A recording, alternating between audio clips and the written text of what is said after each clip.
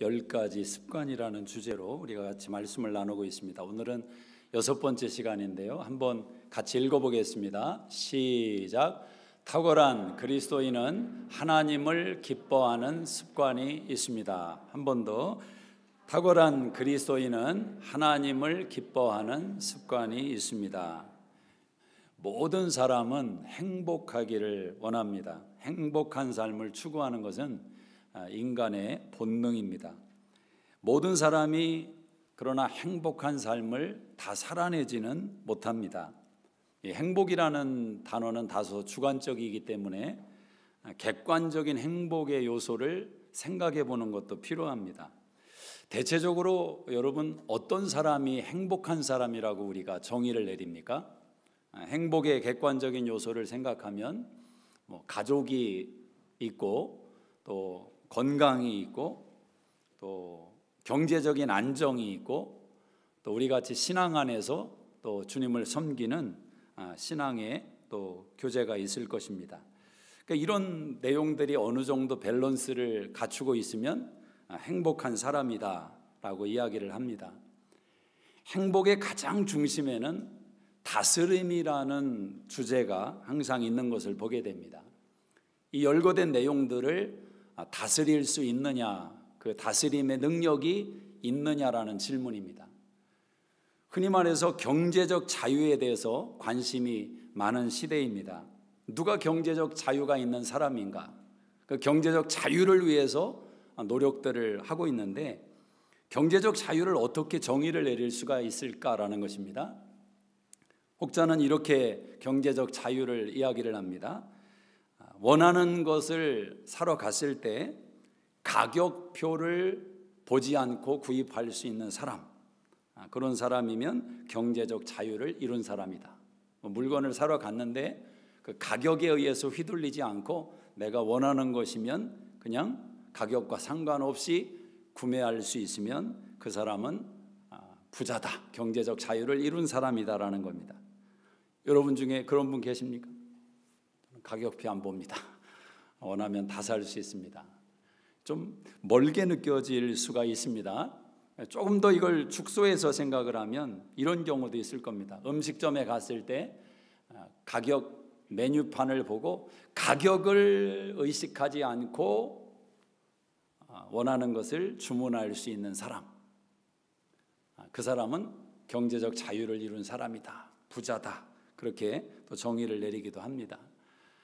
그 정도 수준의 이런 분들도 있을지를 모르겠습니다.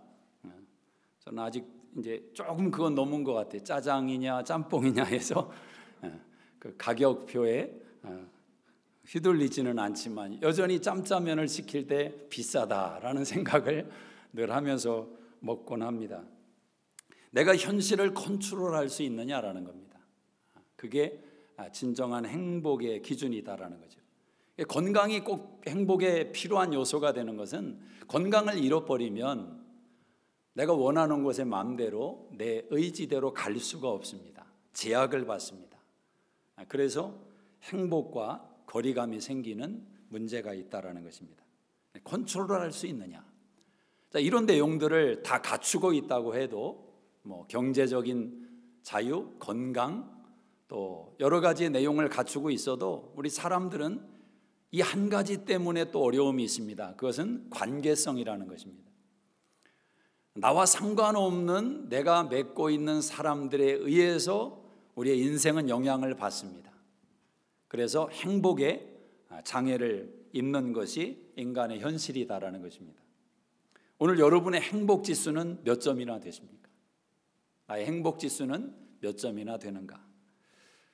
아니, 나는 지금보다 더 행복한 삶을 원하고 있는가? 열망하는가? 본능을 말하는 게 아닙니다. 구체적으로 여러분의 의식 가운데 나는 지금보다 더 행복한 삶을 내가 기대하고 있느냐라는 것입니다. 더 나은 행복을 추구할 때 우리는 가장 중요한 방향성의 전제를 잘 기억을 해야 됩니다. 우리 신앙인들에게 있어서 중요한 전제가 하나가 있는데 그것은 우리가 믿고 섬기는 하나님은 행복한 분이다라는 겁니다. 우리가 믿고 섬기는 하나님은 행복한 분이다. 하나님은 기쁨의 하나님이다. 왜 그렇습니까? 하나님은 모든 것의 컨트롤 능력을 가지고 있는 분입니다. 하나님의 뜻과 계획에 제약이 있을 수가 없단 말입니다. 하나님이 원하시면 하나님은 원하는 대로 다 이루실 수 있는 분이다. 그래서 시편 115편 3절에 보면 오직 우리 하나님은 하늘에 계셔서 원하시는 모든 것을 행하셨나이다. 하나님은 원하시는 것이 있으면 어떤 인생도 하나님의 계획을 가로막을 수 없다라는 겁니다. 하나님이 뜻한 바를 이루시고야만 하는 것입니다. 이루실 수 있는 능력이 있고 지혜가 있습니다. 우리는 하나님의 뜻이 불순종에 의해서 제한받을 수 있고 하나님의 뜻이 제약을 받을 수 있다고 생각할 수 있지만 그렇지 않습니다. 하나님은 그 모든 불순종까지도 하나님의 계획을 이루심에 사용하시는 분이 하나님이십니다. 하나님의 계획에는 실수가 없습니다. 하나님은 오류가 없으신 분입니다. 인생에 휘둘리지 않습니다.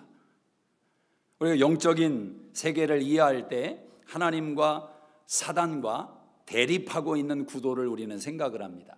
그래서 사단이 하나님과 싸워서 이기려고 하는 이런 신앙의 구도를 우리가 생각하는데 성경적인 사고는 아닙니다. 하나님과 상대할 자는 없단 말입니다.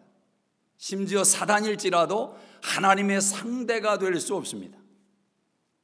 하나님은 모든 것의 통치자요 통치의 능력이 있으신 분이 하나님이다라는 겁니다. 물론 하나님이 악을 주도하지는 않습니다. 그러나 하나님은 악도 허용하셔서 하나님의 뜻을 이루시는 분이 하나님이시다.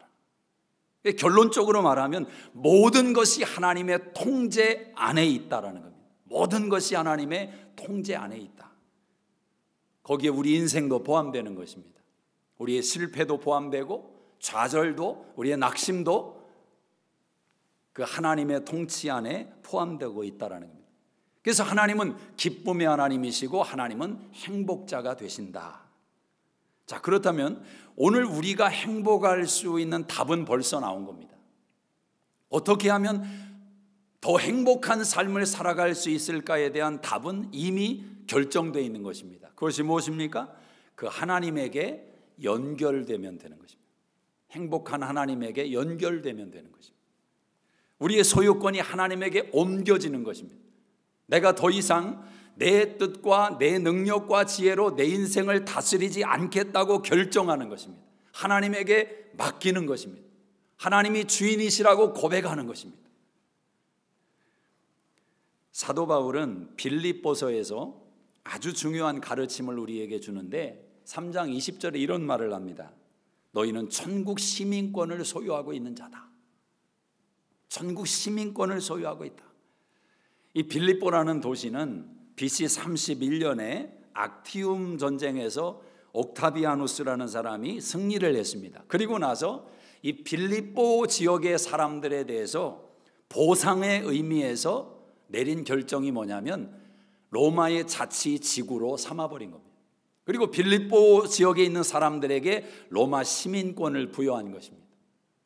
그들은 마케도니아 안에 있는 한 도시의 사람들이었지만 로마의 통치를 받는, 아니 로마 시민의 권리와 혜택을 받는 사람들로 한순간에 바뀌게 된 것입니다. 그래서 이 빌립보 지역의 사람들은 전국 시민권을 가졌다는 말이 무슨 말인지를 정확히 아는 것입니다. 오늘 미국의 이민자로 살고 있는 저와 여러분이 한국의 신분을 가지고 있다가 미국 시민권을 받았을 때 아마 받으신 분들은 그 느낌이 뭔지를 좀 이해할 것 같습니다. 나는 한국에서 태어났고 한국인의 뿌리가 있지만 미국의 시민권을 가지고 있다. 그래서 다른 나라에 가서 불이익을 당할 때 한국인으로서의 방어적인 면보다 훨씬 더 강력한 도움을 받는 그런 경험들을 하게 된다면 그 시민권이 가지고 있는 상징성을 알게 되는 겁니다. 빌립보 사람들이 그 이해를 가지고 있는 겁니다. 우리는 빌립보에서 태어났고 빌립보에서 자라왔지만 로마 시민권을 가지고 있는 그 순간부터 로마의 보호와 로마의 권리를 행할 수 있는 사람들이 된 것입니다. 자, 그들에게 하늘의 시민권을 가르친 겁니다. 우리가 땅에 살고 있지만 우리의 시민권은 하늘에 있다. 하나님 아버지의 보호하심을, 하나님 아버지의 인도하심을 받고 있는 하나님의 자녀라는 사실을 그들에게 깨우쳐 준 것입니다. 여러분, 예수 믿는 사람들이 왜 평안을 경험하는 것입니까? 하나님께서 우리의 마음을 다스리기 때문에 그렇습니다.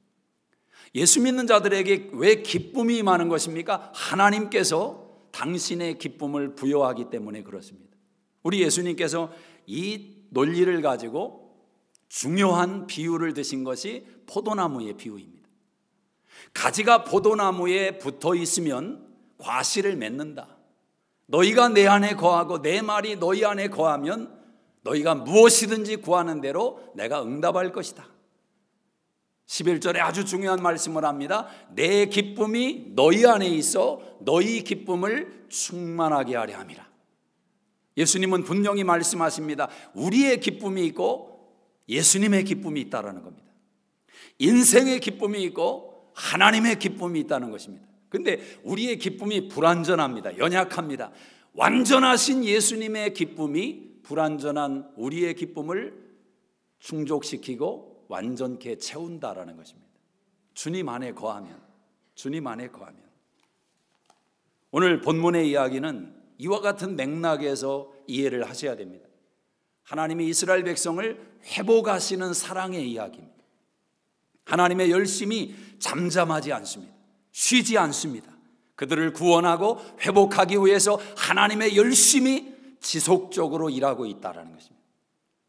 원래 이스라엘 백성들의 현 주소는 어떠했는가? 그들은 행복하지 않았습니다. 어느 정도로 행복하지 않았느냐?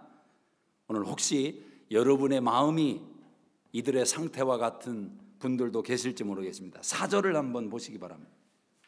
4절 시작. 다시는 너를 버림받은 자라 부르지 아니하며 다시는 내 땅을 황무지라 부르지 아니하고. 자, 그들의 상태가 어떠했냐면 버림받은 자와 같고 황무지와 같 쩍쩍 갈라져 있습니다. 기쁘지 않습니다. 인생이 행복하지 않습니다. 메마르고 갈라져 있다라는 거죠. 그 이유가 무엇입니까? 여러분, 인생이 행복하지 않은 이유는 딱 하나입니다. 딱 하나입니다. 뭐 여러 가지 잡다한 변명과 주변의 이야기들이 있지만 인간이 행복하지 않은 이유는 딱 하나입니다. 하나님에게서 멀어졌기 때문입니다. 하나님에게서 떨어졌기 때문에. 이것은 하나님의 자녀들에게도 예외가 아닙니다. 하나님과 우리의 거리감이, 이 거리감이 인생의 행복을 결정하는 키가 되는 것입니다. 그래서 내가 요즘 내 심령이 메마른 것 같고 버림받은 것 같고 황무지와 같고 그런 느낌이 들거들랑 이유를 다른 데서 찾으면 안 됩니다. 사람에게서 이유를 찾고 현실에서 환경에서 이유를 찾고 아닙니다. 아닙니다. 하나님과의 관계, 하나님과의 거리감을 점검하셔야 됩니다. 제가 이번 주에 땔감을 가지고 장작을 또 아주 불을 한 주 동안 잘 뜨뜻하게 이렇게 피면서 지냈습니다. 작년에 너무너무 장작불의 재미를 맛봐서 한 해 동안 운전하고 다니다가 주택가를 다니다가 나무를 베어놓은 집들이 종종 만나게 됩니다. 근데 아주 고맙게도 나무를 장작할 만큼 이렇게 베놓은 나무들을 볼 때가 있어요. 그러면 이제 차에다 실어가지고 집 그라지에다가 차곡차곡 쌓아놨습니다. 그래서 이제 그걸 날씨가 추워질 때 하루 종일 장작불을 그렇게 피워놨는데 얼마나 좋은지 모릅니다. 근데 참 신기한 것이 나무가 분명히 잘려져 있고 잘린 지도 꽤 시간이 지났습니다. 그런데 그 장작이 앞에서부터 조금씩 타들어올 때 그 잘려진 부분에서 물기가 나오는 것입니다. 물기가 나오는 겁니다. 참 나무의 생명력이라는 것이 그걸 보는 순간 이해가 되는 겁니다. 뭐 비가 한 달 동안 안 와도 살아있는 나무들이 있지 않습니까? 어떻게 저게 살아있을까? 이 나무가 수분을 흡수하고 홀드하고 있는 그 능력은 인간과 다른 어떤 짐승과는 다른 것 같습니다. 그렇게 잘려져 있는 것이 시간이 오래 지났는데 거기서 또 수분이 나오는 겁니다. 저는 그것을 보면서 이런 생각이 들었습니다. 저래서 깨닫지 못하겠구나.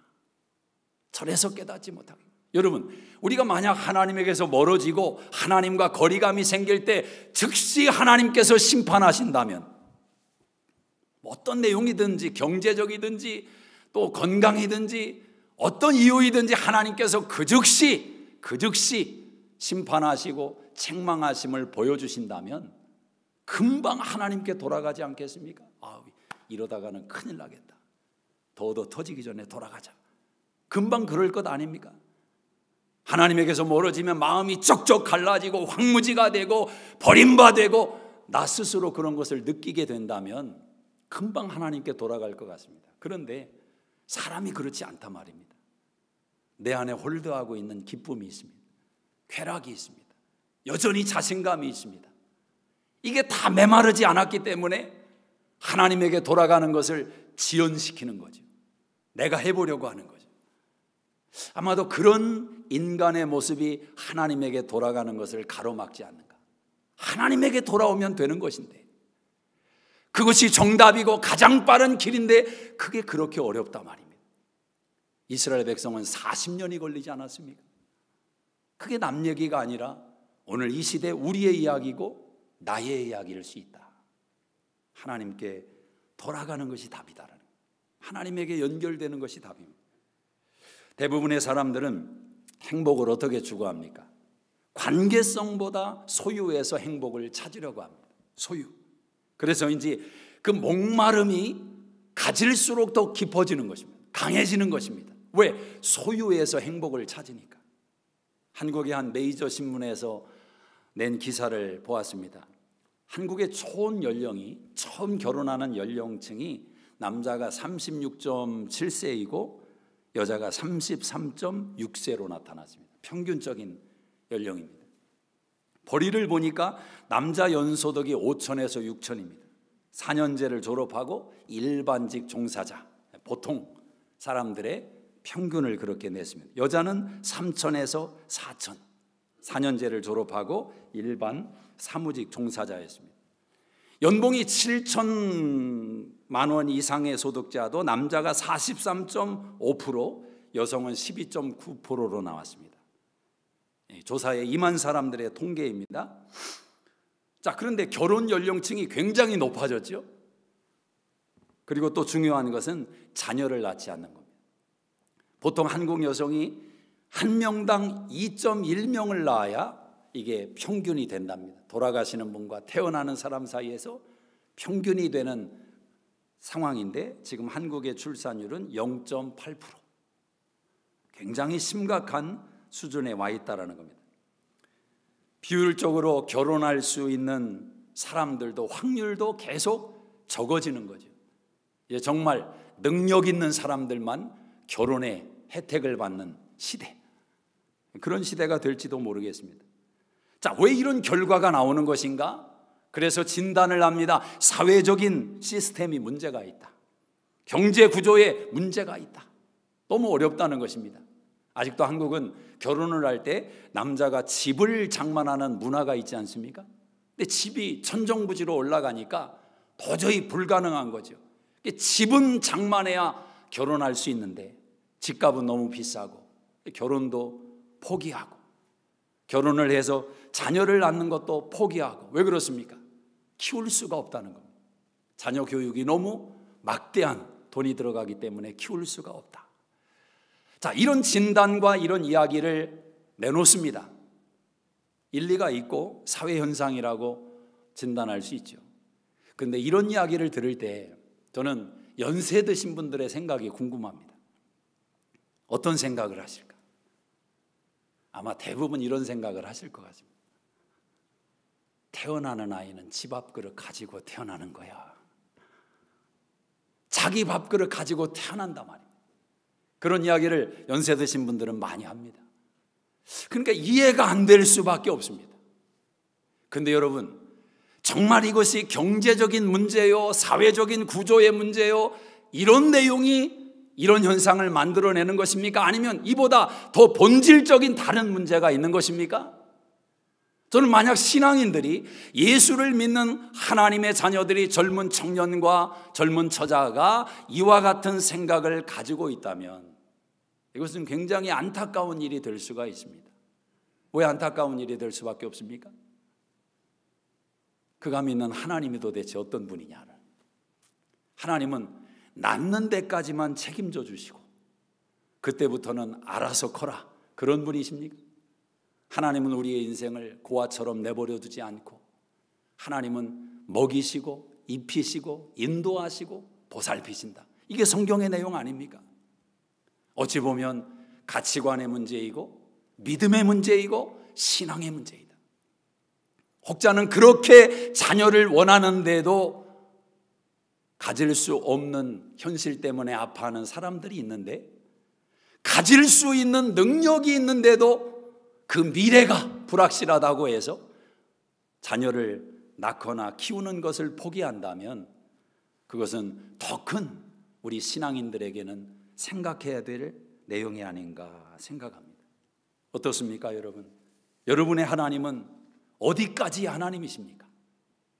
우리의 하나님은 어디까지 돌보시는 하나님이시냐라는 것.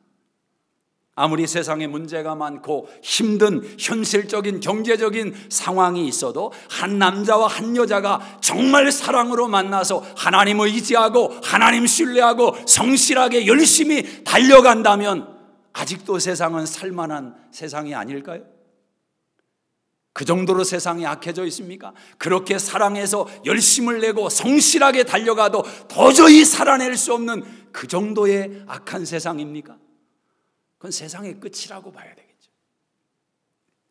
어찌 보면 자본주의의 혜택과 인생의 많은 풍요를 누리고 있는 현실 속에서 관계성보다 소유를 극대화하고 있는 우리 시대의 가치관이 만들어낸 결과가 아니겠는가.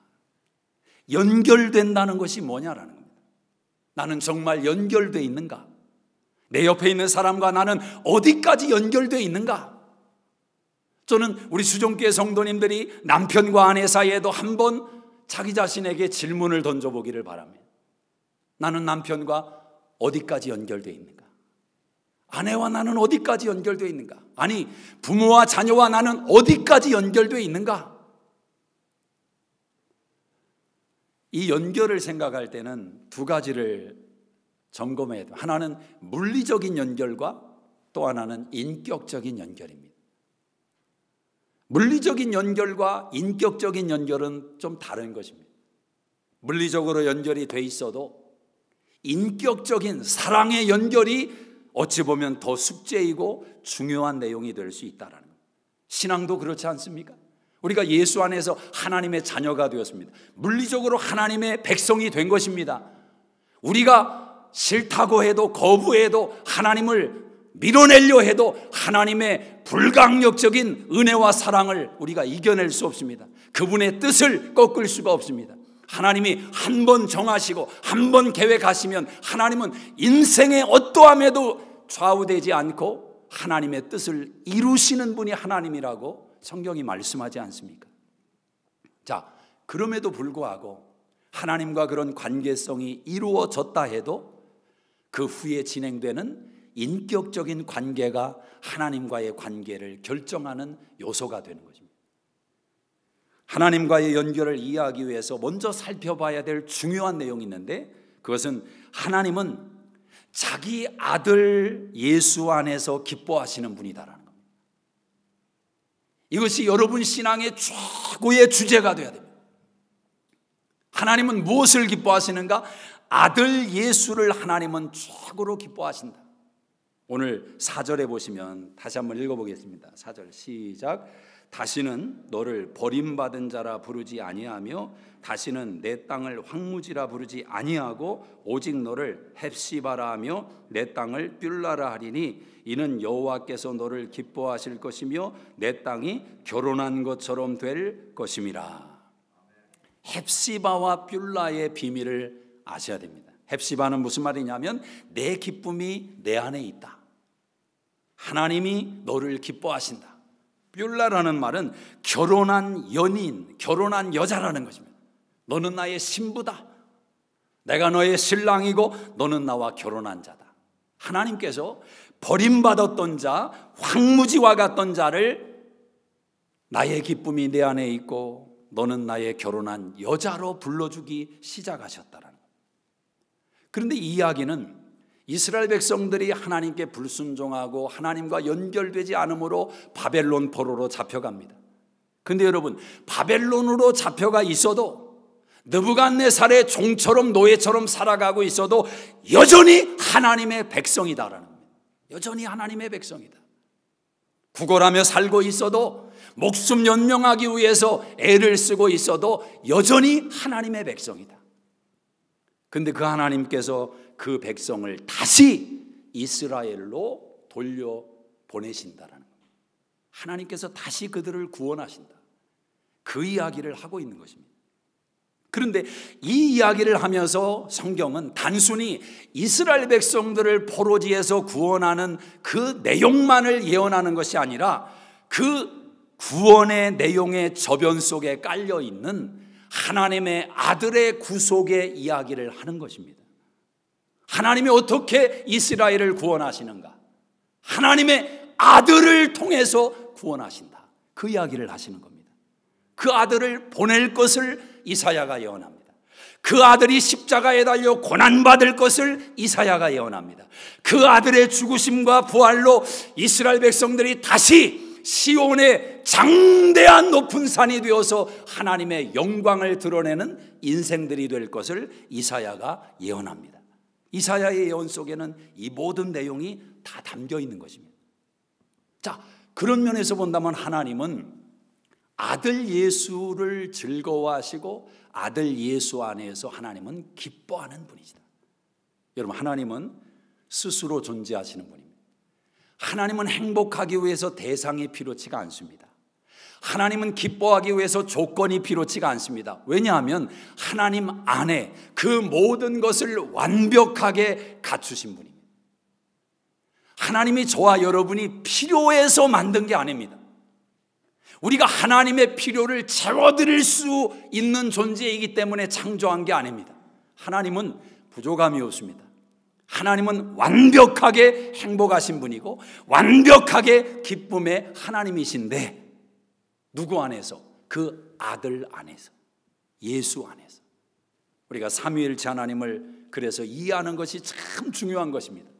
성부 하나님이 성자 예수님을 사랑하시고 성자 예수님이 성부 하나님을 사랑하시고, 이 완벽한 사랑이 창조를 이루게 된 것입니다. 제 딸이 햄스터를 키우고 있는데 햄스터를 얼마나 예뻐하고 사랑하는지 손에다 놓고 그냥 만져가면서 그렇게 늘 하지요. 애완동물로 키우니까. 가끔 저한테 가지고 와서 제 얼굴에다 들이밀면서 아빠 예쁘지 예쁘지. 저는 아주 탁 질색입니다. 저한테는 쥐니까 쥐. 저는 쥐를 잡아야 되는 목사니까 쥐는 잡아야 됩니다. 햄스터가 예쁘다고 아무리 해도 예쁘지 않아요. 딸을 위해서 그냥 예쁘다 예쁘다 말만 해주는 거지. 근데 여러분, 제 딸이 그 햄스터를 막 그렇게 뚫어져라 쳐다보고 있는데 저는 햄스터를 보지 않습니다. 저는 제 딸을 봅니다. 기뻐하고 있는 제 딸을 봅니다. 그 모습을 보면서 즐거워하는 제 딸을 봅니다. 저는 우리 하나님의 시선이 그렇지 않을까?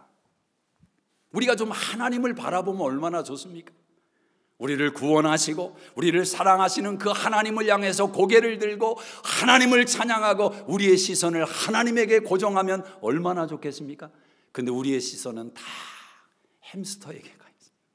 우리가 좋아하는 것, 우리를 자극하는 것.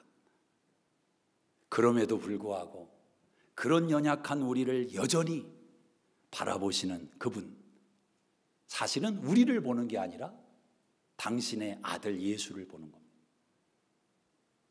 하나님이 만약 저와 여러분을 직접 바라본다면 우리는 나만할 수가 없습니다. 우리의 의라는 옷은 누더기와 같습니다. 하나님 앞에 설 수 있는 인생이 없습니다. 하나님은 당신의 아들 예수를 통해서 우리를 보십니다. 그래서 성경에 모세는 검사고 예수님은 변호사로 등장을 합니다. 모세는 하나님의 율법을 가지고 정확하게 진단하는 것입니다. 책망하고 심판하고 정죄하는 것입니다. 그러나 예수님은 변호하는 것입니다. 죽을 죄인인데, 반드시 감옥에 들어가야 되는데, 아니 영원히 감옥에 살아야 되는데 변호를 너무 잘하는 겁니다. 자신을 드러내며, 자신의 십자가를 아버지 앞에 드러내며 용서를 구하는 겁니다. 그래서 하나님은 그 아들 예수 때문에 우리를 사랑하시는 겁니다. 하나님은 아들의 구속의 사건을 기뻐하십니다. 이사야 56장 3절에 보면, 10절에 보면 특별한 말이 있습니다. 53장 10절에 여호와께서 그에게 상함받게 하시기를 원하사, 그 아들 예수가 십자가에 달려 죽으시는 것을 아버지께서 원하셨다. 원했다는 말은 원어에 기뻐했다는 말입니다. 저는 십자가의 사건은 우리의 인간의 지성으로 이해할 수 없는 영역이라고 생각합니다. 여러분, 어떤 아버지가 자기 아들이 십자가에 달려 죽는 것을 기뻐하셨단 말입니까? 왜 하나님이 아들을, 예수를 십자가에 내어주셨는가? 우리를 사랑하셔서. 예, 맞습니다. 우리를 용서하기 위해서. 예, 맞습니다. 그런데 여러분, 그렇다면 아들 예수와 우리 죄인들과 하나님이 바꿔치기 한 겁니까? 우리를 너무 사랑하셔서 아들을 죽일 수밖에 없었던 것입니까? 물론 하나님이 우리를 사랑하시고 우리 죄인들을 용서하기 원하는 하나님의 마음이 있지만, 그보다 더 중요한 성경의 진리는 하나님은 아들이 십자가에 달려 죽는 것을 기뻐하셨다라는 겁니다. 왜 그랬을까? 왜 그랬을까? 자기 아들을 십자가에 내어주고 십자가에서 고난받고 죽는 것을 왜 하나님은 기뻐하셨는가? 누구를 위해서? 우리를 위해서? 그 아들을 위해서. 십자가에서 달려 고난받고 죽으시는 그 아들을 위해서 십자가에 내어주기를 하나님이 기뻐하셨다라는 것입니다. 사도행전 2장 23절에 베드로가 이렇게 말합니다. 하나님께서 정하신 뜻과 미리 아신 대로 내준 바 되었거늘. 여러분, 하나님은 아들 예수를 내어주기 위해서 즉흥적으로 하신 게 아니라 계획하시고 준비하시고 미리 하신 대로 하나님이 내어주셨다라는 겁니다. 아버지의 마음이었고 아버지의 뜻이었습니다. 그럼 아들 예수의 맹목적인 순종이었는가? 그렇지 않습니다. 아들 예수는 자신의 십자가의 사건을 통해서 아버지의 영광을 드러내는 것이 그의 기쁨이었습니다. 아버지와 아들이 사랑 안에서 서로를 세워주기 위해서, 서로의 영광을 위해서 그 십자가의 사건을 만들어냈다는 겁니다. 하나님 아버지는 아들 예수가 십자가에 달려 죽음으로 인해서 하늘과 땅의 모든 백성이 내 아들 예수에게 영광을 돌리는 그것을 바라보십니다. 아들 예수의 영광을 위해서 아버지는 아들을 십자가에 내어주는 그 아픔을 참아내셨다라는 거죠. 그래서인지 히브리서 12장 2절에 히브리서 기자가 이런 말을 합니다. 예수님은 앞에 있는 즐거움을 위하여 십자가를 참으셨다. 앞에 있는 즐거움을 위하여 십자가를 참으셨다. 하나님은 이 기쁨으로 이스라엘을 회복하는 것입니다. 이 기쁨으로. 너는 황무지와 같고 버림받은 자와 같은데 내가 다시 내 기쁨을 너에게 줄 것이며 너를 나의 신부로 맞이하겠다. 소멸되지 않는 기쁨, 멸하지 않는 기쁨, 하나님의 기쁨, 영원한 기쁨, 그 기쁨을 하나님께서 이스라엘 가운데 허락하시는 겁니다. 신명기 32장 29절에 이스라엘아 너는 행복자로다. 행복자로다. 여러분, 신앙생활의 척도는 여러분의 행복 지수에 달려있는 것입니다.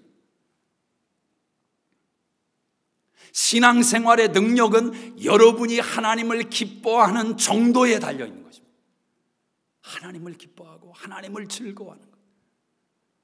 부모가 자녀에게 줄 수 있는 최고의 선물이 무엇인가?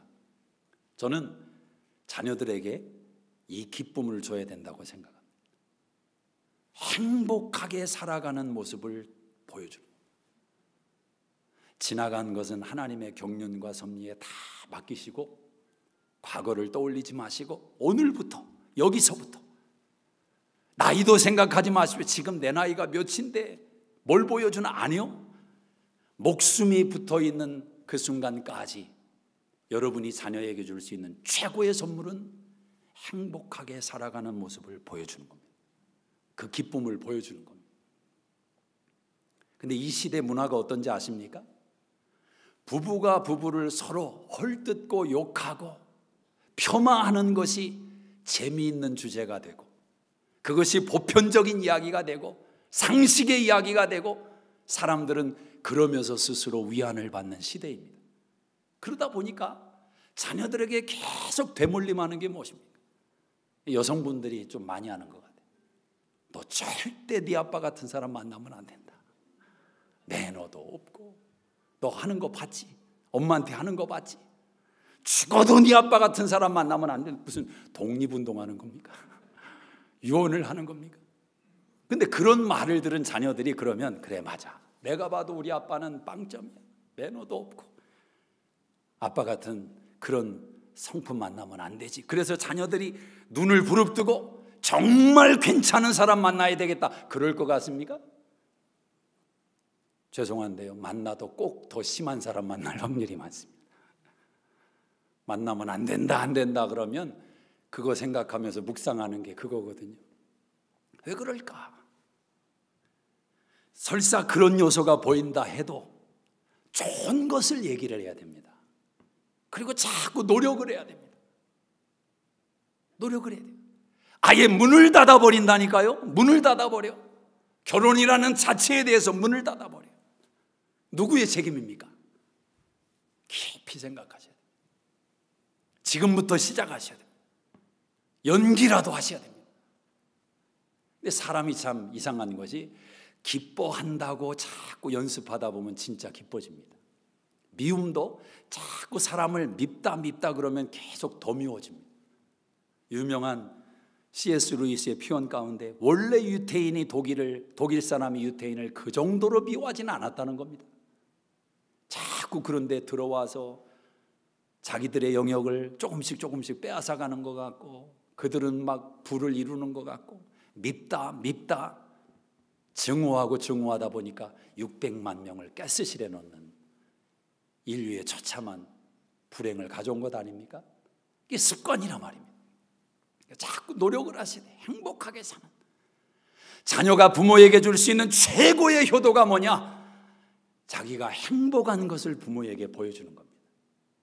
부모에게 보여주는 거예요. 부부싸움을 해도 그거 다 꼬질러 바치고 사니 못 사니 그런 말을 그렇게 쉽게 하면 안 됩니다. 그게 1년에 아주 연례 행사처럼 한 달에 한 번씩, 그러면서도 10년 동안 사는데 그 10년 동안 부모는 속이 다 타버리는 겁니다. 그 전화 받을 때마다 행복한 모습을 보여줘야 돼요. 연기라도 하셔야 돼요. 조나단 에드워즈 목사님이 유명한 말을 했습니다. 하나님은 당신의 자녀들이 하나님 안에서 즐거워하는 모습을 볼 때 최고로 영광을 받으신다. 저는 100% 동감합니다. 진짜 신앙의 증거는, 신앙의 진가는 그 행복이 있느냐.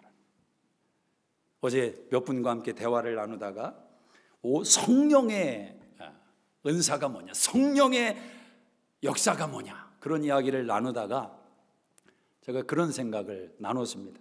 우리 시대에 지금 가장 안타까운 부분 가운데 하나가 뭐냐면, 성령의 은사를 사모하는 마음이 현저히 줄어들고 있는데, 대표적인 것이 방언의 은사, 방언을 사모하는 사람들이 줄어들고 있다는 거예요.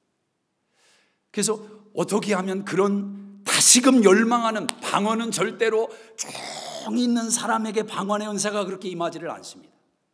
성경적으로 그렇습니다. 사도행전 2장을 보십시오. 마가의 다락방에 120명이 모여서 전혀 기도에 힘쓰니라. 열심을 내야 돼요. 열정을 내야 돼요. 간절해야 돼요. 그때 방언의 은사를 받거든요. 그런데 방언의 은사를 받았을 때 그 기쁨이라는 것은 중학교 1학년 때 받았는데 구름 위에 떠다니는 기쁨. 내 의지와 상관없이 하나님께서 내 혀를 가지고 만들어 가시는 그 기도의 은사를 받았을 때, 그 첫사랑을 경험했을 때 구름 위를 떠다닌다니까요. 그 기쁨이 잊혀질 수가 없다. 그런 기쁨이 인생을 바꾸는 겁니다. 저는 우리 성도님들이 신앙 안에서 하나님을 맛보는, 하나님을 즐거워하는 그 기쁨을 경험하게 되시기를 주의 이름으로 축복합니다. 경험하시다. 그러면 하나님을 즐거워하기 때문에 내 앞에 있는 사람에 대한 시선이 바뀌게 되는 겁니다. 시선이 바뀌게 돼요. 물리적인 연결도 중요하지만 인격적인 연결이 더 중요하다. 우리가 주님의 신부가 맞습니까? 주님이 우리의 신랑이 맞습니까? 여러분 앞에 있는 사람이 정말 여러분의 아내입니까? 정말 여러분의 남편입니까?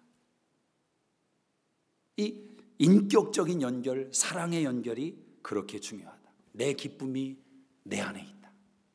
가장 좋은 관계성은 그겁니다. 기쁨을 교류하는 거죠. 기쁨을, 슬픔을 교류하고, 내 기쁨이 네 안에 있고 네 기쁨이 내 안에 있다. 근데 이 관계성이 삐뚤어지면 상대방이 기뻐하는 게 더 꼴보기 싫고, 상대방이 슬퍼할 때 내가 기쁘고, 얼마나 안타까운 것입니까? 하박국 3장 17절에 하박국 선지자가 고백합니다. 무화과나무에 비 마르고 포도나무에 열매가 없고 감람나무에 소출이 없고 밭에 식물이 없고 우리의 양이 없고 외양간에 소가 없을지라도 나는 여호와로 인하여 즐거워하며 구원의 하나님으로 인하여 기뻐하리로다. 그가 이렇게 고백을 합니다. 여호와는 나의 힘이시라. 얼마나 힘이 있는지, 그냥 고백만 해도 힘이 돼요. 여러분 한번 주먹 줘 보세요. 여호와는 나의 힘이시라. 한번 시작. 여호와는 나의 힘이시라. 다른 것 자체하고 그 한마디 말만 해도 힘이나 여호와는 나의 힘이시라. 느헤미야 8장 10절에 여호와를 즐거워하는 것이 힘이니라. 하나님을 즐거워하는 게 힘이라 말입니다. 여러분, 하나님을 즐거워하는데, 하나님을 즐거워하는 건 에너지거든요. 에너지, 능력이거든요. 하나님을 즐거워하는 에너지와 능력으로 여러분의 가정을 바꾸고, 여러분의 직장과 사업장을 바꾸고, 인생을 바꾸고 변화시켜 나가는 겁니다. 하나님을 즐거워하는 것. 하나님을 즐거워. 사람을 보면은 한계가 있잖아요. 그죠? 완벽하게 우리에게 기쁨 줄 수 있는 대상이 얼마나 되겠습니까? 심지어 자녀일지라도 그 기쁨에 한계가 있지. 사춘기 돼가지고 속 한번 썩어보면 저걸 내가 낳았나? 이게 인간이란 말입니다. 사람은 그래요. 그런데 하나님은 언제나 거기에 계시고, 여전히 거기에 계시고, 변함없이 거기에 계시고, 하나님은 여전히 우리에게 만족과 기쁨을 주신다. 하나님이 나의 힘이라. 오늘 저와 여러분의 신앙이 하나님을 기뻐하는 신앙으로 세워지시기를 주의 이름으로 축복합니다. 자, 그러면 결론적으로 짧게 말씀드립니다. 하나님을 즐거워하는 것이 무엇이냐? 어떻게 즐거워하냐? 오늘 이사야가 세 가지를 이야기합니다. 하나는 하나님을 의지하는 자세입니다. 6절을 한번 보세요. 6절 시작.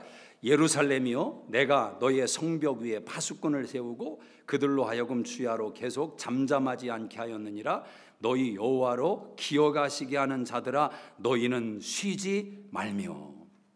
하나님께서 파수꾼을 세워서 이스라엘을 위하여 하나님이 지켜주시는 이야기를 하시는데, 이것은 역으로 오늘 우리에게 요구하시는 내용이 되는 겁니다. 쉬지 마라. 파수꾼이 되라는 것입니다. 여러분, 파수꾼에 대한 가르침은 성경에서 기도를 강조할 때 쓰는 표현 중에 하나입니다. 가정에는 파수꾼이 있어야 됩니다. 기도에 파수꾼이 있어야 됩니다. 교회는 기도에 파수꾼들이 있어야 됩니다. 지키는 사람들이 있어야 됩니다. 그 사람이 기도를 놓으면, 가정의 파수꾼이 기도하지 않으면 그 가정은 황무지가 되는 것은 순간입니다. 메마르게 되는 것 순간입니다. 다시 그 사명의 자리로 돌아와야 됩니다. 기도의 자리로 돌아와야 됩니다. 하나님을 기억하시게 하라. 여러분, 기도가 무엇입니까? 기도는 내 능력과 내 한계를 인정하는 것입니다. 내 지혜와 능력으로 해보려고 했지만 한계가 있습니다. 하나님이 도와주십시오. 하나님이 개입해 주십시오. 이게 기도 아닙니까? 하나님을 의지하는 것. 하나님을 기뻐한다는 것은 하나님을 의지하는 것입니다. 매사에 하나님을 의지하는 거예요. 하나님이 기뻐하십니다. 두 번째는 하나님을 찬양하는 거예요. 하나님을 찬양하는 거. 7절을 한번 보세요. 7절 시작. 또 여호와께서 예루살렘을 세워 세상에서 찬송을 받게 하시기까지 그로 쉬지 못하시게 하라. 하나님이 세상에서 만방 가운데 찬양을 받을 때까지 너희는 쉬지 마라. 계속해서 하나님을 찬양하라는 겁니다. 하나님을 찬양하라. 이방인들이 조롱하지 못하도록, 원수가 기뻐하지 못하도록 하나님을 찬양하라. 여러분, 하나님을 찬양하지 않고 하나님을 기뻐하지 않으면 우리는 마귀를 기쁘게 하는 인생을 살아갑니다. 아무 일을 안 해도. 하나님을 기뻐한다는 것은 하나님을 찬양하는 겁니다. 하나님의 위대하심을 고백하는 겁니다. 하나님이 만드신 만물을 찬양하는 겁니다. 로마서 1장 19절 이하에 온 만방 가운데, 만물 가운데 하나님의 영광이 담겨 있을지니 그것을 인정하는 것이 하나님의 영광을 드러내는 것입니다. 하나님을 찬양하는 거예요.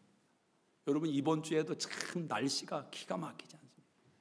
눈이 그냥 와서 온 지면을 덮고. 그런데 그런 날씨가 되면 항상 인생은 두 가지 마음이 공존합니다. 두 가지 마음. 저는 저 자신을 생각하고 제 딸을 생각하면은 눈이 온 게 재미있고, 1년에 한 번 달라스에서 눈 보는 게 그래도 기분이 좋은 낙인데, 도넛 하시는 성도들 생각하면 연락들을 한번 해봤어요. 어디 문을 여셨냐고. 여신 분이 있더라고. 그렇죠? 다 이 양면적인 게 다 있는 겁니다. 모든 사람이 좋아할 수 있는 환경이 어디에 있겠습니까? 중요한 것은 어떤 환경이 벌어져도 그 속에서 선행을, 아름다운 것을 붙들 것인가, 불행을, 어두운 것을 붙들 것인가. 그건 우리의 선택입니다. 그렇지 않습니까? 1시간 해가 뜨니까 그냥 다 녹아버리잖아요. 그 해의 위대함을 이번 주에 또 체험했습니다. 예배 캔슬하고 회개했습니다.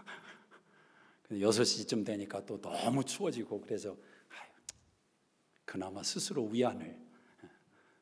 근데 여러분, 해를 만드신 하나님, 별을 만드신 하나님, 이번 주에 그런 고백을 좀 대화하다 들었어요. 한 분이 그러더라고요. 집사님이 어디를 갔는데요, 목사님, 갑자기 운전을 하고 가는데 자욱한 안개가 앞에 쫙 깔려 있는데 하나님이 나를 위해서 그 광경을 만들어 놓았다고. 눈물을 흘리면서 운전을 한 거예요. 운전을 기뻐서, 감사해서. 봤던 곳이고 아는 곳인데 갑자기 하나님의 영광이 느껴지는 거예요. 하나님의 영광. 만 가지가 다. 그러니까 또 다른 분은 그래요. 저는 어디 가는 게 별로 싫어요. 자식들만 보고 있어도 너무너무 행복해서. 하나님이 형상대로 만드신 그 인간을 바라보는 그 수준, 여러분, 그게 하나님을 기뻐하는 겁니다. 그게 하나님을 기뻐하는. 그런 의미에서 옆에 분 한번 바라보십시다. 쳐다보시고, 주여 나에게도 이 마음을 주시옵소서. 하나님을 찬양하라. 하나님을 찬양. 마지막으로 세 번째는 하나님의 복음을 증거하는 삶인 것입니다. 자, 10절을 한번 보세요. 10절 시작. 성문으로 나가라, 나가라. 백성이 올 길을 닦으라. 큰 길을 수축하라. 돌을 제하라. 만민을 위하여 기치를 들라. 여호와께서 땅 끝까지 선포하시되 너희는 딸 시온에게 이르라. 보라, 내 구원이 이르렀느니라. 보라, 상급이 그에게 있고 보응이 그 앞에 있느니라 하였느니라.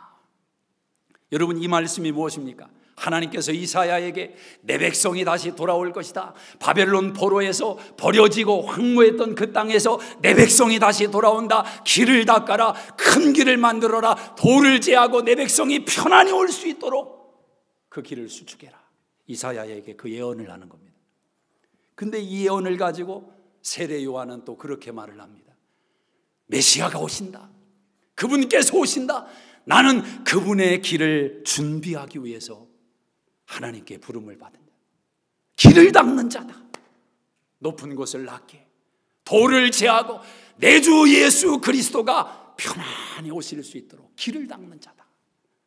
여러분, 이것이 세례 요한만의 사명이겠습니까?